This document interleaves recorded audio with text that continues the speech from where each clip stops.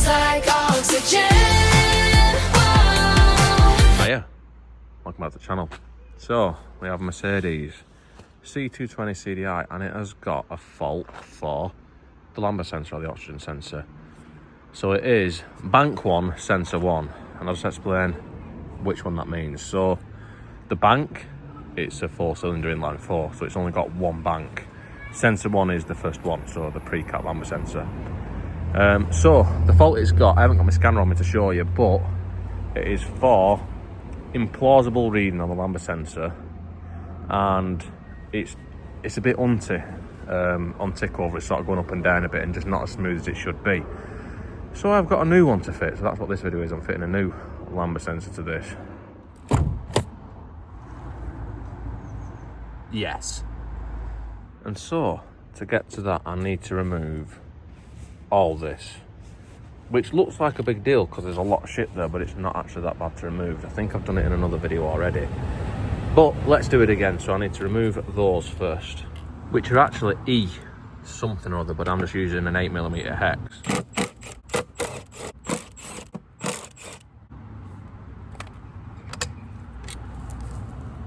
Yes. And then with those carefully removed, I should actually be able to lift this up. Oh yeah, I need to slide those out first, don't I? Which should just slide upwards.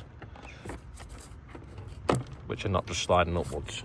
Because they actually need releasing, there's a little clip, I don't know if you can see that, but there's a little clip there, and then once you remove that, or release that, then it will slide upwards.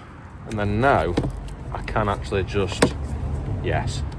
I can actually just slide that off there, and then I can actually just lift that up out of the way. So now that is somewhat out of the way. Move, bitch, get out the way, get out the way, bitch, get out the way. And of course, now I need to remove this, which means I need to pull this off here, which just pulls off. There's a little fixing here which just makes that so that comes off. And then that will just pull off there with a bit of struggling. Yes. And of course, I need to unplug this MAF sensor, and I need to disconnect that, which is a 7mm or a flat-headed screwdriver. Now that should just pull off there, something like that. And that is still trying to push itself back onto the MAF sensor. But if you want to give yourself more room, then you could undo it from here as well. But I can't be arsed, so I'm just gonna do that and then pull this upwards, and then wiggle it around all this crap. And I should be able to remove that, and then we can get to the Lambda sensor. And so, as I previously mentioned, the fault on this is on bank 1, which is this one, because we only have one bank. Usually if you have more than one bank, it's like a V engine, V8, V6, whatever, and you have a bank of cylinders on each side. Sometimes though, for instance, like with a BMW where it's a straight 6, they can have two banks because they'll have two short manifolds of 3. But yeah, the bank is the bank of cylinders, and then sensor 1 is the first sensor, sensor 2 is the second sensor. That's how Lambda sensors are sort of labelled when you put in diagnostics, and it tells you which one's fucked or not. The other thing is that when a Lambda sensor comes up with a fault, 99% of the time it won't be the Lambda sensor that's actually faulty. It'll be a fault somewhere else that's being picked up at the end of the chain by the Lambda sensor. So for instance this, because it's an implausible result on the scan, there's a good chance it's a Lambda sensor, but it could also be something as simple as, which I've not checked for yet, but it could also be one of these boost hoses leaking, for instance, and then it's thinks it's getting more air because it's sucking it in through the MAF sensor, and then the air's escaping before it gets into the actual engine and burns it, so then it's running really rich. So it'll run really rich and sooty, and then the Lambda sensor could pick up with, oh yeah, that's not right, it's running rich, and then there's a fault saying it's running rich. But usually if you have a boost leak, for instance, you will get a fault on the MAF sensor because there's more air going through it than what's actually being used, and it notices that. Anyway, that's enough of that actual boring shit. Let's see if that'll come out. And so anyway, before I attempt to undo that, I'm going to unplug it, which is, if we follow this green wire here, which is sort of looped around shit there, and then it goes to this plug here, which is into a metal fixing there, and then I should just be able to squeeze that, and then, yeah, I'm not going to be able to do it with one hand, I don't think. Oosh. Yes. And with that unplugged, we can compare it to the plug on the new one to make sure it looks like it is the same. And with that looking like it is the same, I will go ahead and proceed to removing the old one. So the first thing I'm going to do is I want to take this wire out of here, because I don't actually like how that's wrapped around there. That doesn't look like it should be wrapped around there like that, so I'll route that how I think it should be, which is probably wrong. I will somehow get that wire from, brilliant, it's stuck between the DPF pressure sensor, I think. No, it's alright, we've got it. And so with that removed out of there and then this cable shield pulled off, we are ready to remove that. And to do that, I have got this specific Lambda sensor socket with the split up the side of it, which will fit over there nice and lovely onto there. Or alternatively, you can just use a 22mm spanner, but it's probably easier with this. Now at this point, I can find out that it is very tight. I seem to be finding out that it is actually very tight. Yes. It feels like the threads are actually alright, touch wood. But if they wasn't alright, we do have like a rethreading tool to rethread. Also, if you get a Lambda sensor socket kit, it has these in as well to get them when you can't get onto them as easy. I've never had one before, I've always just used a spanner. But yeah, let's get this out. Which, all being well, should be as simple as just unscrewing it and then removing it like you've just witnessed. And then here we have the replacement, which has already got some anti-seize on the threads.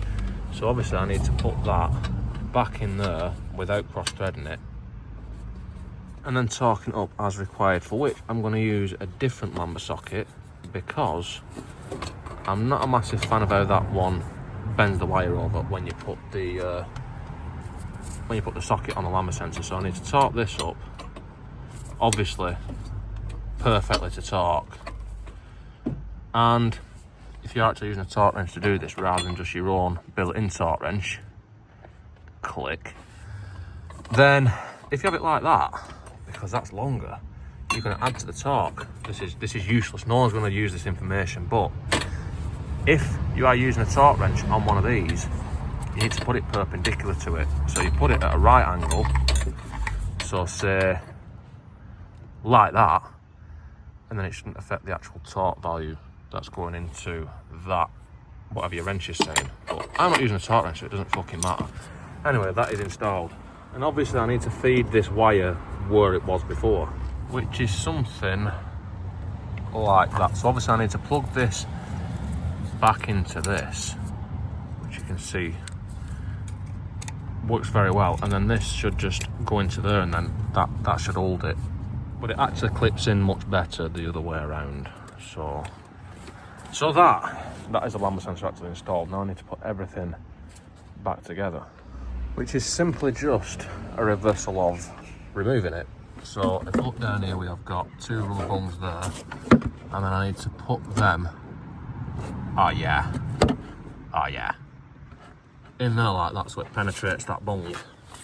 I need to move that out of the way and then pull this out of the way all at the same time, all with one hand.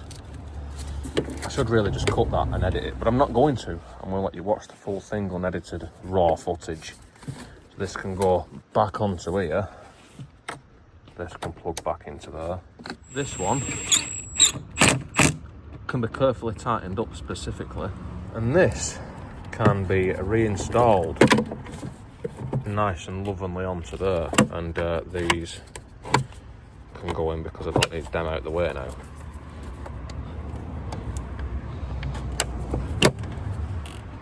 And so I have already reinstalled these E something or others that an 8mm hex fits on. I need to put that back on there, which should just clip on like that.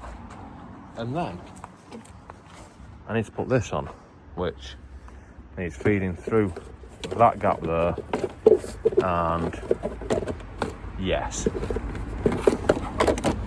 something like that. Push that onto there, and then this one into here.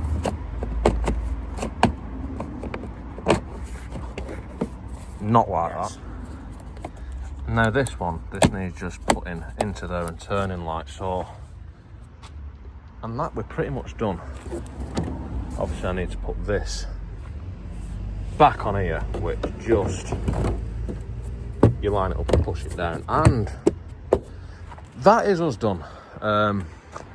Normally I would reset the fault light, but I've not got my scanner on me, so this is my mum's car, and my dad's got one, so he can do that. Let's make sure all this is proper, because it looks like I've interfered with that. Better. So yeah, that's it. Don't forget to like, comment, subscribe, all the usual shit, and I will see you next time. Also, this has like a, it might not fix it, this. It probably will do because of the code that it is, but it might not fix it. So if it doesn't, then I will, or if it does, I'll leave a pinned comment or something like that to say whether it's fixed it or not. Anyway, see you, bye.